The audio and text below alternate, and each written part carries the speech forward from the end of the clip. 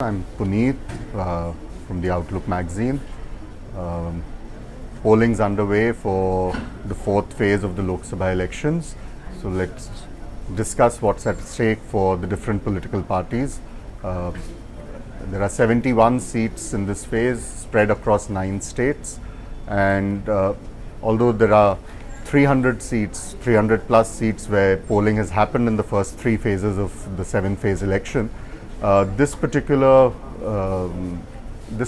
phase is important because you have a more significant number of seats where there is a very clear bipolar contest, and out of these 71 seats that see polling today, 56 of them had been won by the BJP in 2014, either the BJP or its allies, and roughly 45 of them by the BJP alone.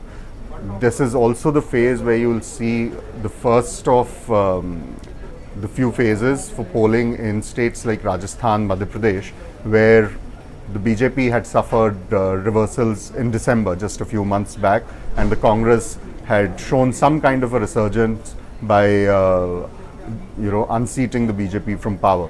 So you have a few key contests in this election. Begusarai, which everyone's been talking about because of Kanhaiya Kumar contesting from there against the BJP's Giriraj Singh and Tanveer Hassan of the Mahagathbandhan in Bihar. That's a key contest to look out for. All the seats from Mumbai in Maharashtra, where there are several high-pitched battles across the different Lok Sabha seats that fall under Mumbai, will also see voting in this phase.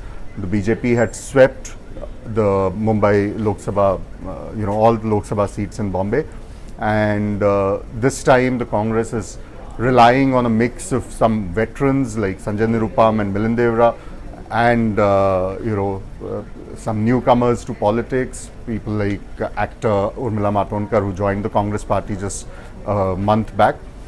There's also Madhya Pradesh and Chhattisgarh, as I said, where in Rajasthan, not Chhattisgarh but Rajasthan, where Rajasthan you have 13 seats that will see polling this time. Now out of these 13 seats, there is Jodhpur, there's Tonk, there's also Ajmer and Chittor. These were all constituencies where the Congress performed really well during the Lok Sabha, during the assembly polls in December. In Madhya Pradesh, you have Chhindwara, the constituency of now the Chief Minister, Kamal Nath, whose son is contesting from Chhindwara. Now remember that Kamal Nath has never lost the Chhindwara seat except for once. He's been a 9-term MP from there, and this time it's his son who's contesting. And for the BJP, it's a sort of a prestige battle in most of the constituencies in Madhya Pradesh as well as in Rajasthan. There's also the other significant part of this poll for the BJP, because there are seats from West Bengal and Odisha which are going to polls this time, both states where the BJP has been desperately trying to make inroads and is hopeful of a kind of surge in its popularity.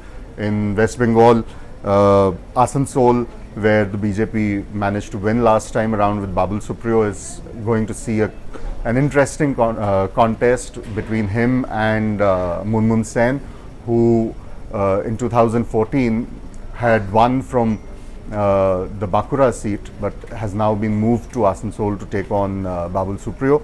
There's also UP, the all-important state for government formation at the center. Now UP, there are 13 seats which go to polls in this phase.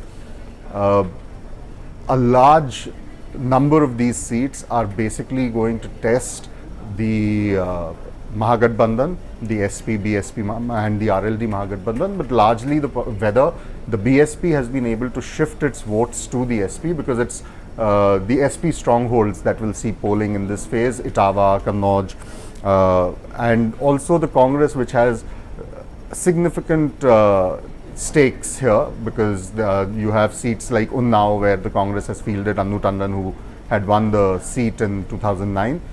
So all in all, there are several bipolar seats that go to polls this time. Odisha has Kendrapara going to polls this time, from where Jayant Panda of the BJD had won, and then he moved to the BJP, and he's now the BJP's star in Odisha. So whether he's been able to bring his support to the BJP is also going to be at stake. So let's see. I mean, the voter turnout has not really been massive. It's still picking up, and it's still 2 more hours to go before the end of polling. But clearly, there's a lot that's at stake for the BJP here, because if it manages to retain a large number of these seats, it'll be a big boost for it when the results are out on the 23rd of May.